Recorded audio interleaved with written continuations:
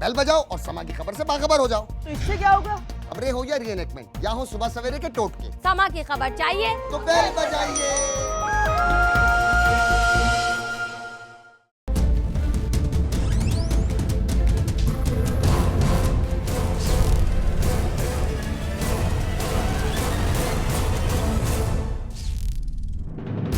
Team खुफिया operation के साथ मैं हूं आपका मेजबान अब्दुल्ला जमाल।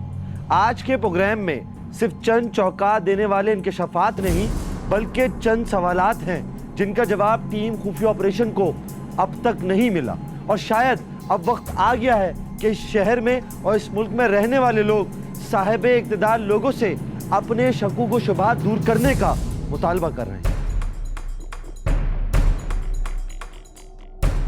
हमारी इल्तिजा, इस्तदा, दरख्वास्त और गुजारिश है कि आज का प्रोग्राम वज़ीर आला सिंध जनाब मुराद अली शाह साहब, मेयर कराची जनाब वसीम अख्तर साहब, IG सिंध जनाब AD ख्वाजा साहब और बिलखुसूस कमिश्नर कराची जनाब एजाज अहमद खान साहब ज़रूर देखें कि शायद एहसास और बेहतरी का जज्बा, इख्तियार का सही इस्तेमाल गफलत में डूबे हुए अफसरान को उनकी जिम्मेदारी याद दिलाए और शहर में बसने वाले इंसानों की सेहत को बचाया जा सके। टीम खुफिया ऑपरेशन को एक इत्तला मौसूल हुई। इत्तला कोई गैर मामूली नहीं थी, मगर ये मामला इतना आसान और वाज़े भी नहीं था। कई महकमे और कई लोगों के मुलविस होने का खदशा और एक ऐसा जुमला जिसने हमारी नींद उड़ा दी, वो था कि पूरे शहर के लोगों की जिंदगी का सवाल है। और यहीं से हमारा मिशन शुरू हुआ।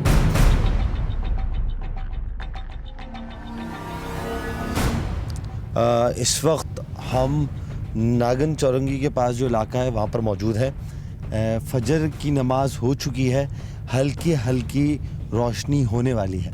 अभी हम आपको दिखाएंगे कि यहाँ पर जो गैर कानूनी स्लॉटर हाउस हैं, जहाँ पर जानवरों को ज़बह किया जाता है, उनका गोश्त किस तरह पूरे शहर में सप्लाई किया जाता है। ये वो स्लॉटर हाउस हैं जो रजिस्टर्ड नहीं है, ये वो स्लॉटर हाउस हैं जहाँ नहीं पता कि हलाल तरीके से या हराम तरीके से जानवर को ज़बह किया जा रहा है। लेकिन अभी हमारा मकसद सिर्फ ये है कि पूरे शहर कराची में यहाँ से सप्लाई होने वाला गोश्त किस हालत में, किस तरह, कहाँ से निकलता है और पहुँचता है।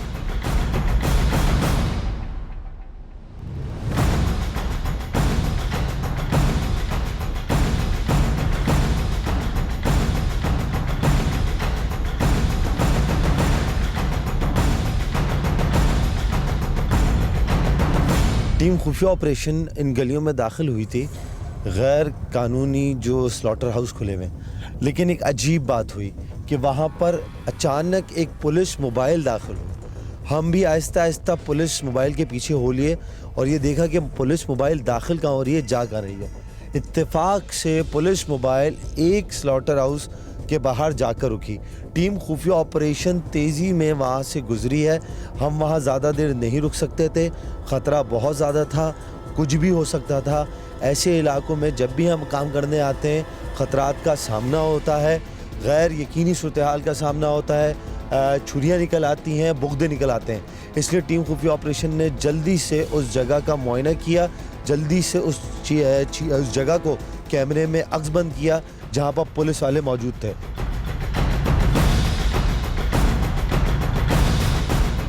इत्तला थी कराची के इलाके न्यू कराची की, जहां पहले भी कई मरतबा हमारे इन्फॉर्मर ने हमसे इस हवाले से रब्ता किया था।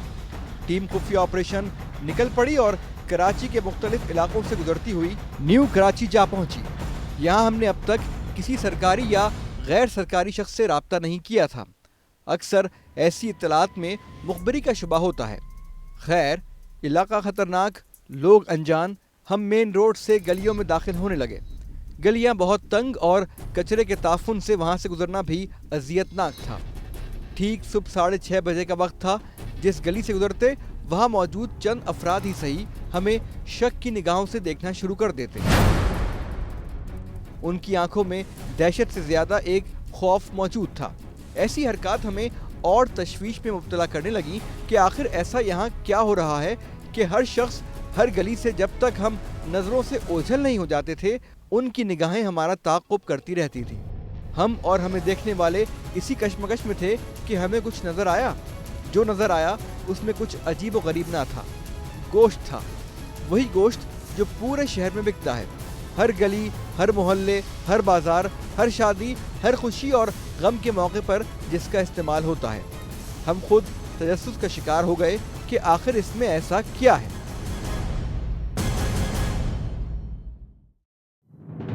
इस सारी सूरत-ए-हाल को सामने रखते हुए हमने सबसे पहले रुख किया न्यू कराची में वाक़े KMC के सरकारी मज़बह खाने का।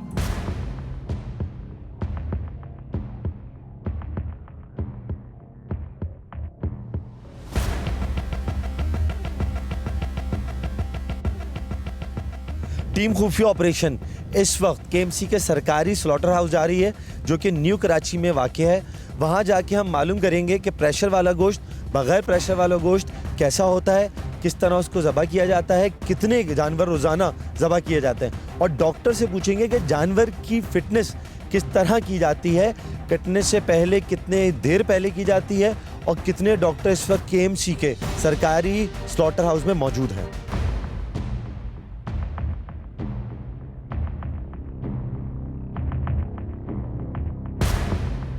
हमने यहाँ पहुँच के पहले तो फ़र्क जानने की कोशिश की कि आखिर प्रेशर और बग़ैर प्रेशर वाले गोश्त में कैसे फ़र्क किया जाए और कानूनी और गैर कानूनी मज़बह खानों में फ़र्क क्या होता है।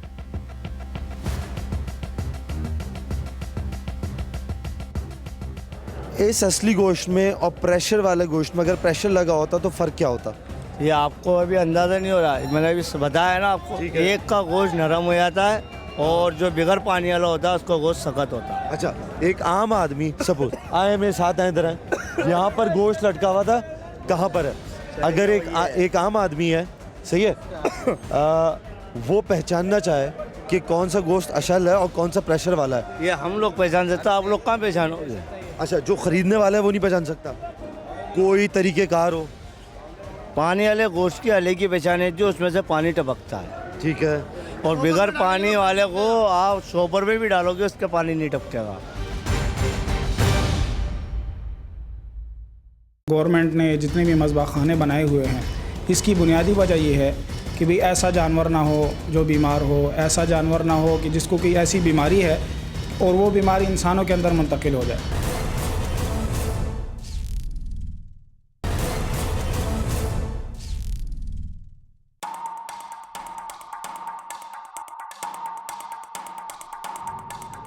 यहाँ एक सबसे अहम बात ये देखने में आई है कि सरकारी मज़बह खाना होने के बावजूद अब तक यहाँ पर डॉक्टर मौजूद नहीं है, यहाँ पर कोई ओहदेदार मौजूद नहीं है। हम काफ़ी देर से इंतज़ार कर रहे हैं कि डॉक्टर आए। वैसे तो कोई भी जानवर डॉक्टर के चेकअप के बग़ैर ज़बह नहीं किया जा सकता, लेकिन अब देखते हैं कि यहाँ मामला किस तरह चल रहे हैं।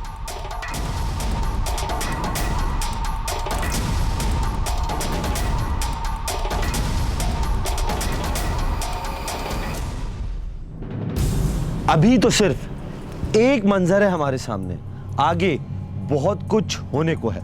आपने अभी जो मनाजिर देखे ये बहुत मामूली हैं, लेकिन जो कुछ होने जा रहा है वो आपके जहन को सोचने पर मजबूर कर देगा, और बहुत माजरत के साथ आपका लाइल्म होना भी आपको बराबर का कसूरवार बनाता है। न्यू कराची के साथ साथ एक और इलाका है महमूदाबाद। वहाँ का भी मुआयना किया, ठीक वही हालात, बस फ़र्क ये था कि न्यू कराची के इलाके में बाकायदा एक कॉलोनी है जहाँ गोश्त इस तरह नज़र आया था। यहाँ तो बीच सड़क यानी मेन रोड पर ही हमें कई दुकानें मिल गईं। आपके इल्म में लाते चलें कि कमेला यानी जहाँ जानवर को ज़िबा किया जाता है और फिर दुकानों में लाकर फ़रोख्त किया जाता है, यहाँ कुछ मामला ही अलग था। मसबा खाना और गोश्त की दुकान में कोई फ़र्क ही नहीं। बहरहाल सूरत हाल और हालात ऐसे हुए कि टीम खुफिया ऑपरेशन को जल्द अज जल्द इस जगह से निकलना पड़ा। खतरा जो था फायरिंग या अगवा का नहीं, बल्कि छुरियों और बुख्तों का।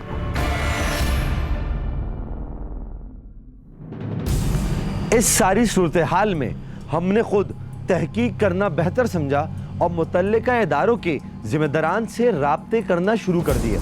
और आपको ये जानकर हैरत होगी कि कराची में सिर्फ 2 सरकारी मज़बा खाने हैं जो केएमसी के तहत चलते हैं, एक न्यू कराची में और दूसरा भैंस कॉलोनी में। टीम खुफिया ऑपरेशन इस जस्तजू में लग गई कि शहर का मुआयना किया जाए और असल हकीकत का पता लगाया जाए। और गौर से सुनिएगा, एक मरतबा फिर दरख्वास्त करेंगे कि तवज्जो से मुलाहिजा करें। सिर्फ 2 नहीं, इस शहर में तकरीबन 152 कमेले हैं। जी हाँ, 152 कमेले। 2 सरकारी और 150 किसके हैं? किसके मातहत चलते हैं? कौन इन कमेलों को चलाता है? जानवर कहाँ से आते हैं? किसकी सरपरस्ती में ये लोग इतने ताकतवर हो चुके हैं कि कॉलोनी बना बैठे हैं? खतरनाक नजरें, हाथ में छुरी और बुख्दे, इतनी ढिठाई किसके बलबूते पर? आइए सबसे पहले ये जानते हैं कि गैर कानूनी मज़बा खानों में जो जानवरों को प्रेशर लगाया जाता है, ऐसे लोगों और जानवरों के बारे में मुफ्ती साहब क्या राय रखते हैं।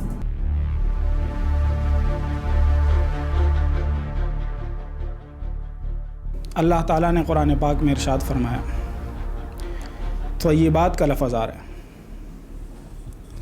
हलालन तय्यबा, हलाल चीज़ें इस्तेमाल करो और पाकीज़ा चीज़ें इस्तेमाल करो। अब पाकीज़ा चीज़ों का मतलब ये है, आप जो गवर्नमेंट ने जितने भी मज़बा खाने बनाए हुए हैं, इसकी बुनियादी वजह ये है कि भाई ऐसा जानवर ना हो जो बीमार हो, ऐसा जानवर ना हो कि जिसको कोई ऐसी बीमारी है और वो बीमारी इंसानों के अंदर मुंतकिल हो जाए, और ऐसी धोखादही भी ना हो। क्योंकि इस्लाम जो है, इस्लाम वो हमें सिर्फ़ मज़हबी लाइन नहीं सिखाता, इस्लाम हमें पूरा माशरे में रहने का जो भी हमारा निज़ाम है पूरा का पूरा हमें सिखाता है। अब उसके अंदर ये एक धोखादही है। हम आपको खौफज़दा नहीं करना चाहते, मगर सच आप तक पहुंचाना हमारी जिम्मेदारी है। इसलिए तैयार रहिए, अभी बहुत कुछ है बाकी जो आपको हिला कर रख देगा।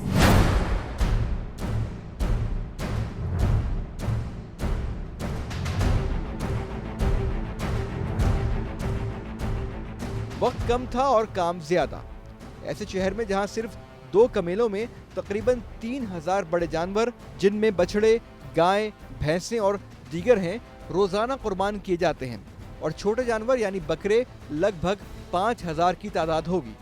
मुख्तलिफ इलाकों में ज़िबाह करने के बाद फरोख्त के लिए पहुंचाए जाते हैं। ऐसे में 150 गैर कानूनी कमेलों में कितने जानवर ज़िबाह किए जाते होंगे, और कोई कानून लागू तो होता नहीं, तो तादाद बेशुमार, तरीका नामालूम।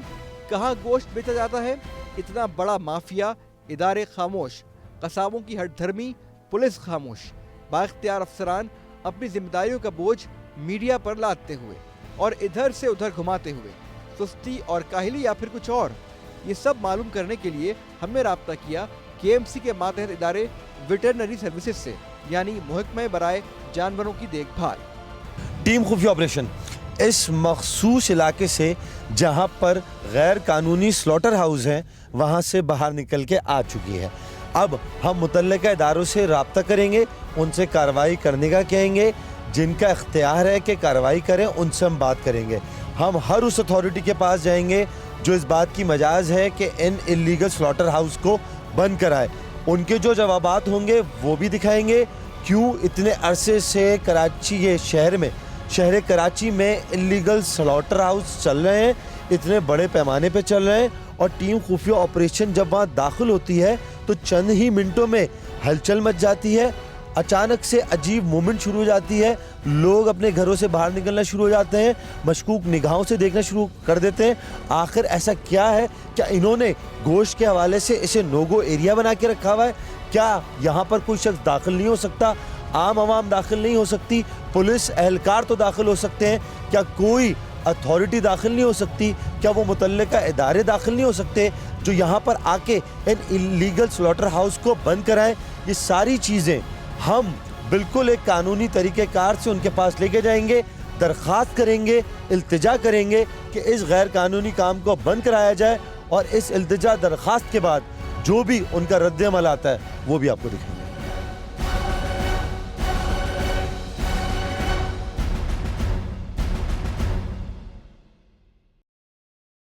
पुलिस ने खुद बजाते खुद जाके कार्रवाई की हो? ऐसा कोई है ही नहीं सिलसिला, कोई भी सामने नज़र ही नहीं आया। अच्छा, स्लॉटर हाउस का कोई सिलसिला नज़र नहीं आया? ऐसा तो कोई नहीं है, कोई भी अगर होगा तो फिर कार्रवाई तो होगी।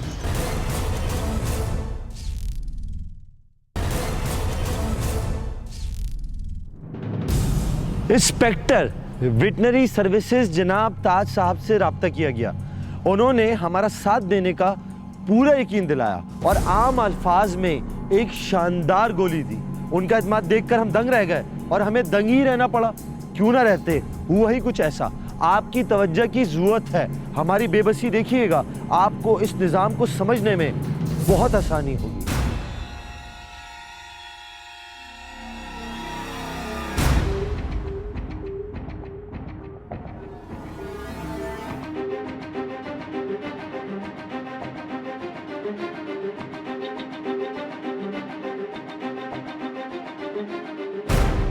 जनाब ताज साहब ने कहा कि मैं, महकमा, पुलिस और अफसरान पूरी तरह आपके साथ हैं।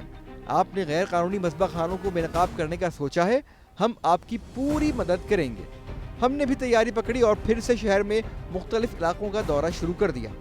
इस बार वक्त कम, गैर कानूनी मसबा खानों की तादाद ज़्यादा, पुलिस की दस्तयाबी कम और मसबा खानों में काम करने वाले ज़्यादा। इसी तैयारी के दौरान मौसूफ इंस्पेक्टर वेटरनरी सर्विसेज ताज साहब ने हमसे दोबारा रब्ता किया और दरख्वास्त की कि अगर मुमकिन हो सके तो मेरे अफसरान से एक मरतबा कहलवा दीजिए।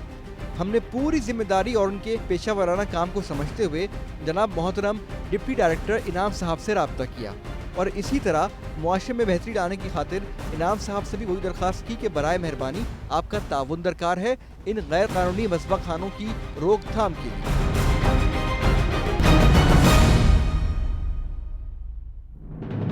इनाम साहब की जानिब से भी ये दरख्वास्त की गई कि आप हमें हमारे इदारे के अफसरान की जानिब से अहकामात दिलवा दीजिए, जिसके फ़ौरन बाद हमने सीनियर डायरेक्टर वेटनरी सर्विसेज जनाब फारूक साहब से रब्ता किया और इस हवाले से बात की।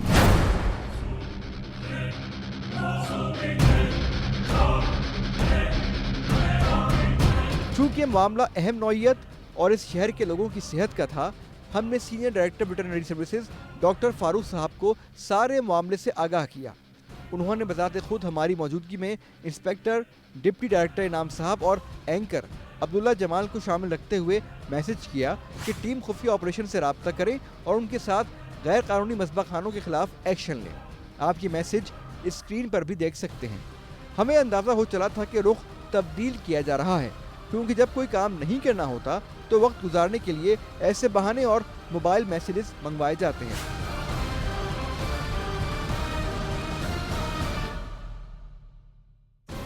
शायद इंस्पेक्टर ताज साहब और डिप्टी डायरेक्टर इनाम साहब का इरादा बदल गया और बदहवासी में कह बैठे कि जब तक हमें अफसरान की कॉल नहीं आती हम कुछ नहीं कर सकते। हमने अर्ज़ किया कि क्या आप तक मैसेज नहीं पहुंचा? फरमाने लगे, मैसेज से कुछ नहीं होता, कॉल आनी चाहिए।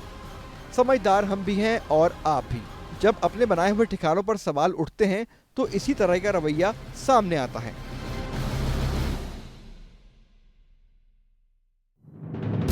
हमने हुज्जत तमाम की और फारूक साहब से भी बिल आखिर कॉल करवा दी, जिसके बाद जो कुछ हुआ बहुत अजीब था। आप हमारे साथ रहिए, देखकर हैरान रह जाएंगे।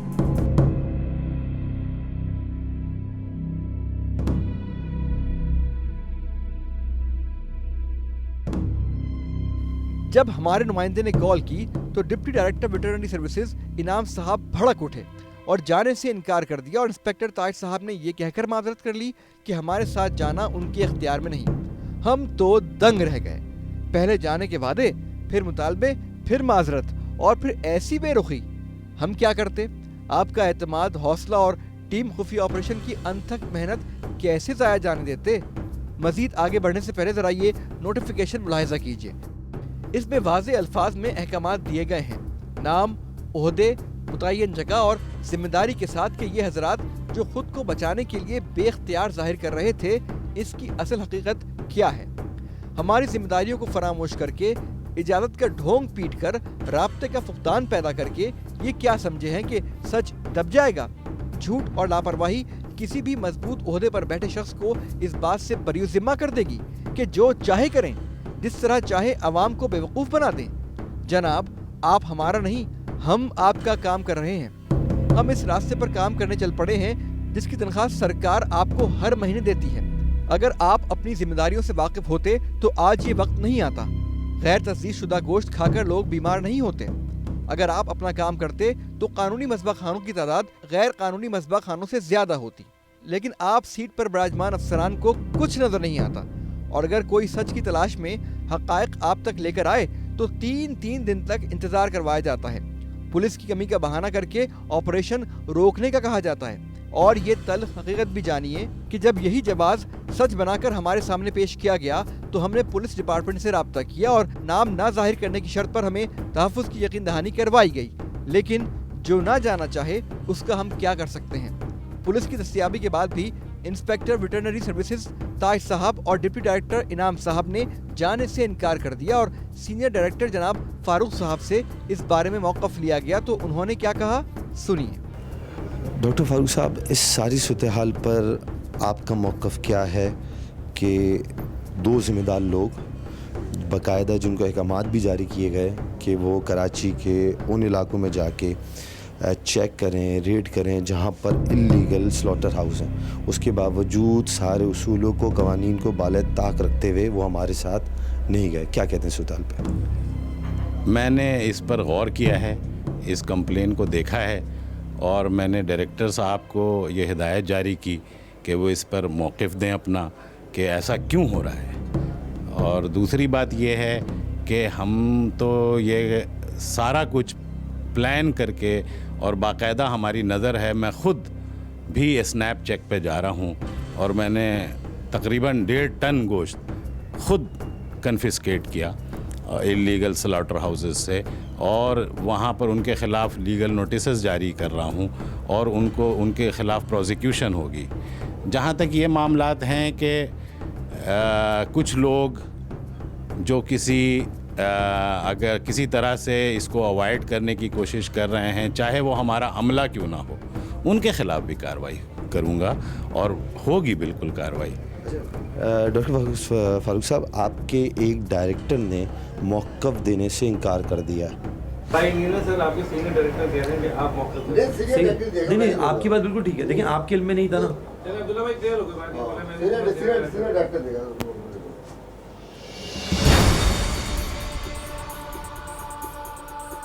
क्या कहते हैं?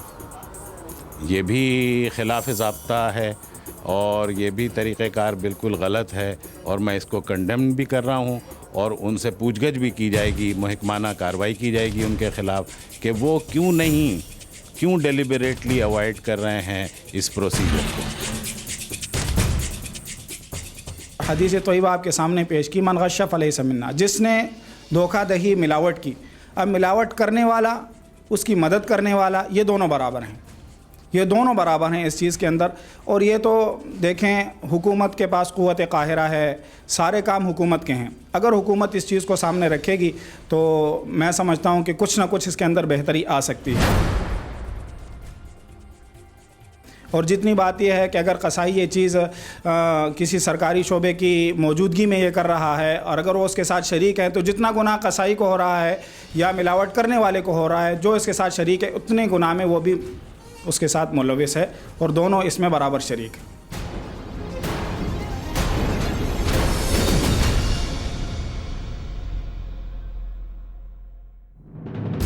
सिलसिला यहाँ रुका नहीं और हमने अपना काम जारी रखा, पर अब जो कुछ होने जा रहा है वो शर्मिंदगी से कम नहीं। हमारे साथ रहिएगा। लड़ाई हुई है बाकायदा। किस बात पे? यही कि वो लोग बोलते हुए तुम क्यों बंद करवा रहे हो हमारे कमेले। तो वो खुल कैसे जाते हैं फिर? वो पुलिस खुलवाती है, पुलिस करवाती है सब काम।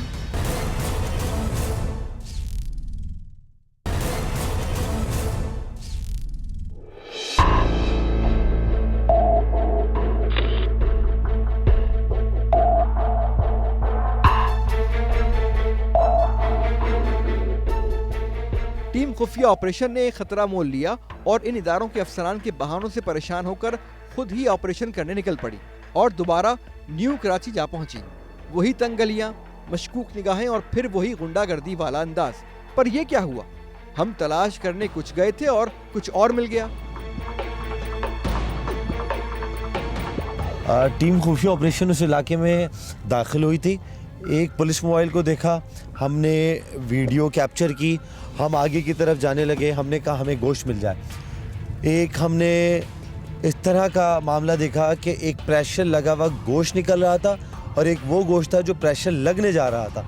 लेकिन इसमें सबसे अहम बात ये थी कि यहाँ पर सारे इलीगल स्लॉटर हाउस हैं, तो मोहर लगा गोश्त कहाँ से आया, किसने मोहर लगाई, कौन सी अथॉरिटी है जिसने इनको इस बात का इख्तियार दिया है कि ये मोहर लगाए।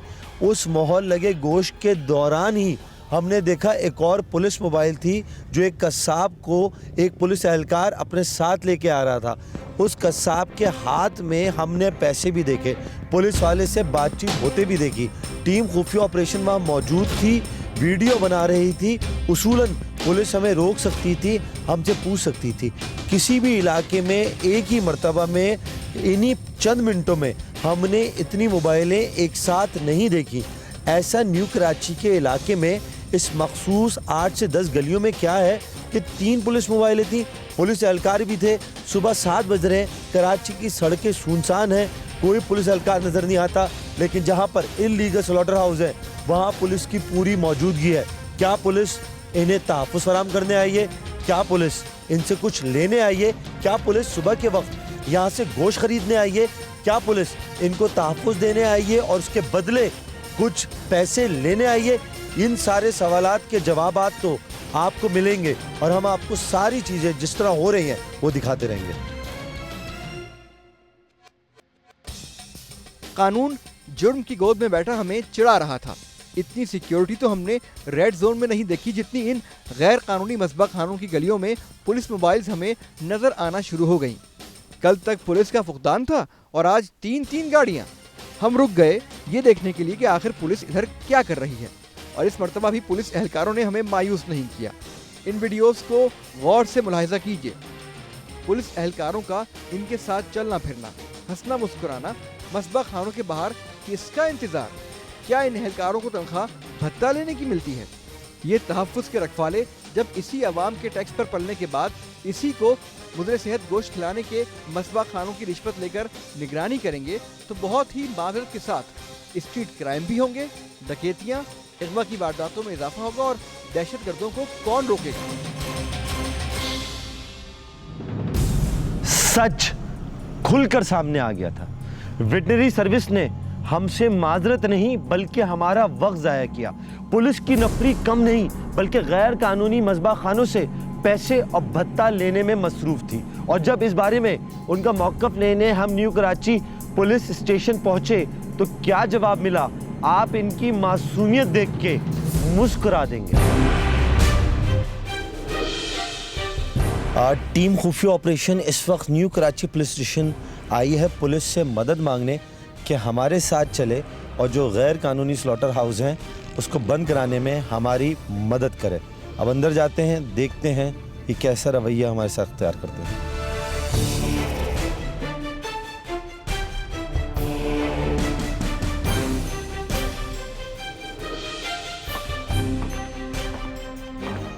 अच्छा, हमसे पहले अब तक कोई केएमसी की तरफ से वेटरी डिपार्टमेंट से आया स्लॉटर हाउस के हवाले से मालूम करने?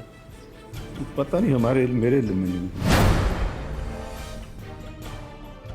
बंद कराने आया हो? इल्म में नहीं। अच्छा, तो आपके अलावा भी कोई ड्यूटी अफसर होता है? अगर बात अलग से भी होते हैं, मुख्तलिफ होती रहती है। आपके इल्म में कोई ऐसी कार्रवाई है जो आपके टाइम में की गई हो? नहीं, कोई भी वेटनरी डिपार्टमेंट से नहीं आके आप आज तक का? मेरे इल्म में नहीं है, मेरे मौजूदगी में कोई नहीं ऐसा। पुलिस ने खुद बजाते खुद जाके कार्रवाई की हो? ऐसा कोई है ही नहीं सिलसिला, कोई भी सामने नज़र ही नहीं आया। स्लॉटर हाउस का कोई सिलसिला नज़र नहीं आया? ऐसा तो कोई नहीं है कोई भी। अगर होगा तो फिर कार्रवाई तो होगी। पुलिस, ये जो न्यू कराची थाने की पुलिस है, किसी मोबाइल के इल्म में अब तक वो स्लॉटर हाउसेज नहीं है? नहीं, इस मामले में मेरे को तो इल्म नहीं है, किसी और को पता नहीं, मेरे को तो कोई इल्म नहीं है।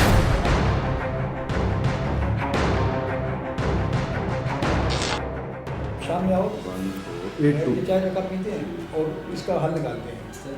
इसमें हमारा ही कुछ फायदा होगा, कुछ आपका फायदा होगा। इसमें हमारा ही कुछ फायदा होगा, कुछ आपका फायदा होगा। ये तो मामला था पुलिस स्टेशन का। आइए आपको दिखाते हैं कि खुद कस्साब गैर कानूनी मज़बा खानों का जिम्मेदार किसको ठहराते हैं। गौर से सुनिएगा। कभी ऐसा हुआ है कि यहाँ से लोग गए हों जिन्होंने कमेले वालों को मना किया हो कि कमेले बंद कर दो? हाँ, कितनी दफ़ा हुआ, लड़ाई हुई है बाकायदा। किस बात पे? यही कि वो लोग बोलते भाई तुम क्यों बंद करवा रहे हो हमारे कमेले। तो वो खुल कैसे जाते हैं फिर? वो पुलिस खुलवाती है, पुलिस करवाती है सब काम।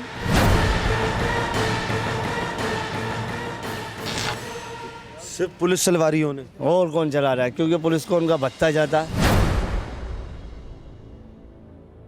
क्योंकि पुलिस को उनका भत्ता जाता है, क्योंकि पुलिस को उनका भत्ता जाता है। क्या दरख्वास्त कर रहे हैं आप हुकूमत से, क्या बंद होना चाहिए? हुकूमत से ये कह रहे हैं गैर कानूनी जो है ना कमेले, ये बंद होना चाहिए। ये कहाँ पर है गैर ये कानूनी? औरंगी टोन है, कस्बा है, बनारस है, ये अलासिफ है, ये सवा सैलमा की तरफ है। ये जितने भी कमेले हैं ये ख़ास तौर पर जो गैर कानूनी है ना, ये बंद होना चाहिए।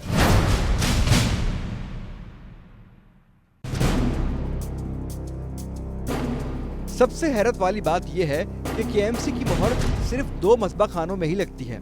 मार्केट में बिकने के लिए मोहर जरूरी है? मोहर जरूरी है। यहाँ के अलावा ही कहीं मोहर नहीं होती? नहीं नहीं नहीं नहीं, अगर कोई लगा रहे तो गैर कानूनी है? गैर कानूनी है। अच्छा, तो हमारी कमेले में ही लगती है बस। कमेले के KMC की मोहर है? KMC की मोहर यही है। ठीक है। और आपने खुद सुना भी, तो फिर ये मोहर कहाँ से आई? अगर जाली है तो अब तक कोई एक्शन क्यों नहीं लिया गया? आखिर ये लोग हैं कौन? कानून तोड़कर रिट चैलेंज कर रहे हैं या फिर कानून के रखवाले चंद सिक्कों के एवज बिक चुके हैं?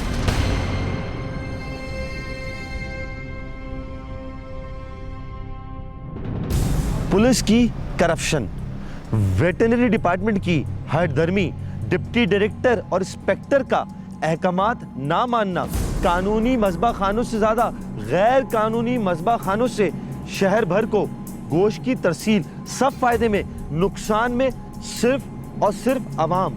हम साहिबे इक़्तिदार लोगों से अपील करते हैं कि खुदारा इस शहर के लोगों पर और कौम पर रहम करें, इनके खिलाफ सख्त से सख्त एक्शन लें। सिर्फ नीयत की ज़रूरत है। आज ये कम है, कल इनकी तादाद बढ़ जाएगी और फिर हर जुर्म की तरह गैर कानूनी मज़बा खाना को भी बंद कराना नामुमकिन हो जाएगा। इसी के साथ टीम खुफिया ऑपरेशन और अपने मेज़बान अब्दुल्ला जमाल को दीजिए इजाज़त। अगले हफ्ते फिर हाजिर होंगे। अल्लाह हाफ़िज़।